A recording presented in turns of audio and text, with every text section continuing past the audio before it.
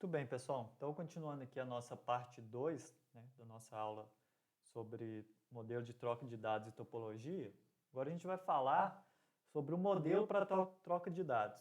A gente já viu os equipamentos, né, nas nossas aulas anteriores, que compõem a rede.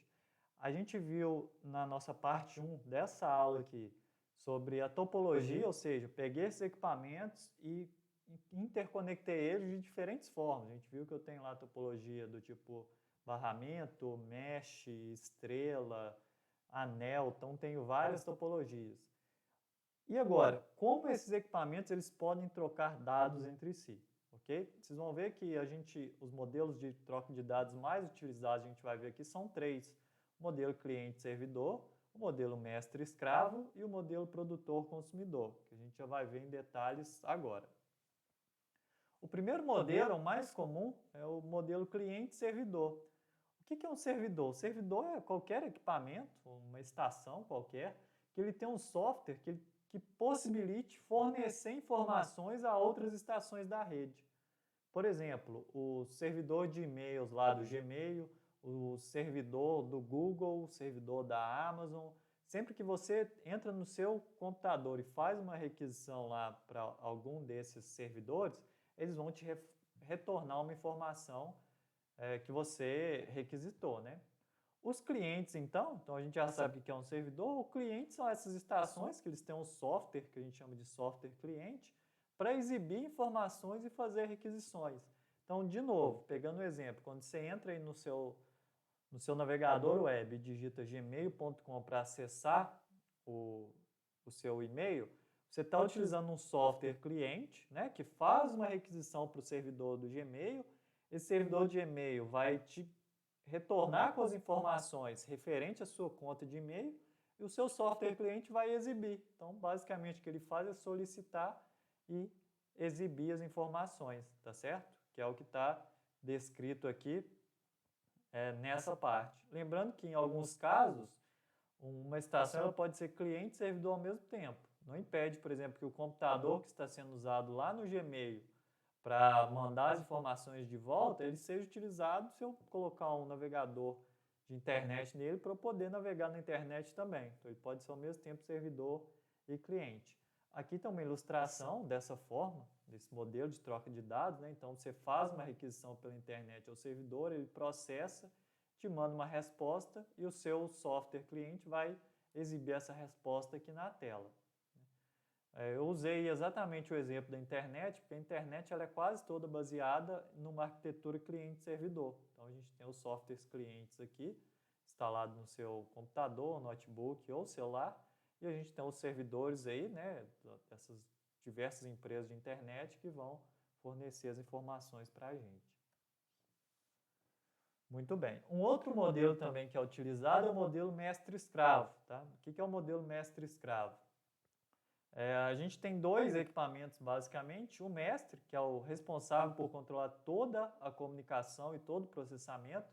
É a partir do mestre que vão surgir as requisições dos equipamentos para enviar informações e ele que vai processar essas informações também.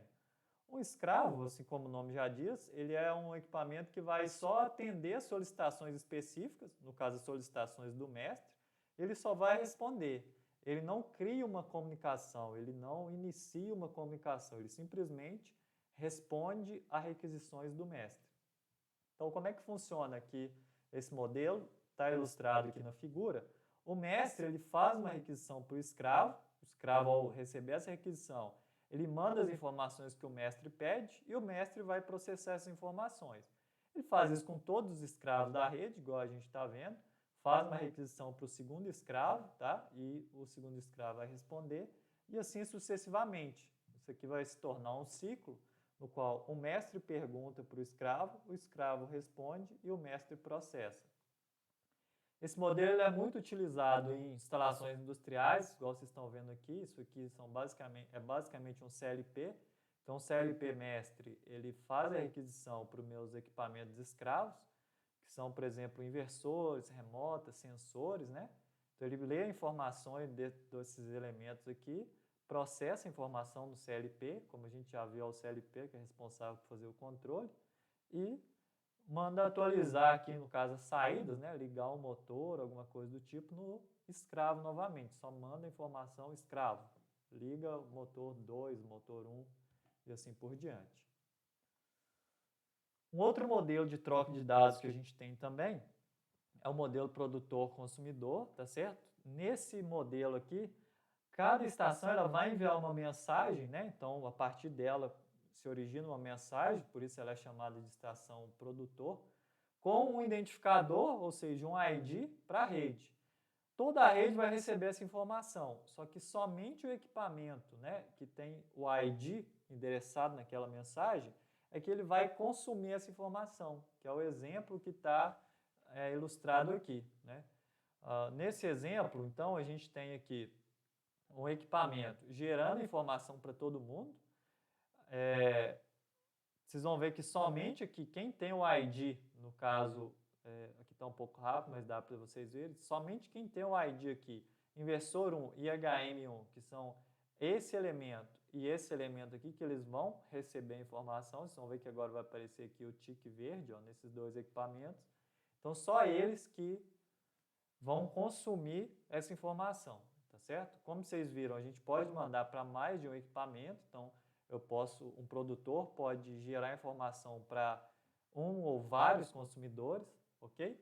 E as estações também, elas podem trabalhar tanto como produtores quanto como consumidores. Elas podem gerar informação na rede e elas podem consumir, tá certo?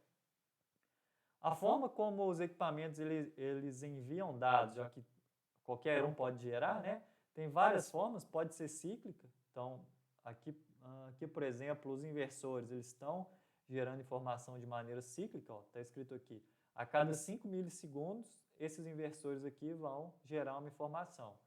Pode ser quando houver uma mudança, tá certo? Um sensor de presença, por exemplo, ele não precisa ficar mandando informação a cada 5 milissegundos. Quando mudar a informação, olha só, tem gente, ou não tem gente, ou tem objeto, não tem objeto, só quando mudar, já que ele só tem dois estados possíveis, é que ele precisa mandar a informação, tá certo? Ou apenas quando forem requisitados, que é quando alguém fizer uma requisição, aí ele envia a mensagem. Fora isso, ele exibe a última mensagem que recebeu, ok? Esse modelo também, como vocês estão vendo, né? Isso aqui é um CLP, uma IHM. Aqui a gente tem o sensor e inversores, né? Que alteram a velocidade dos motores.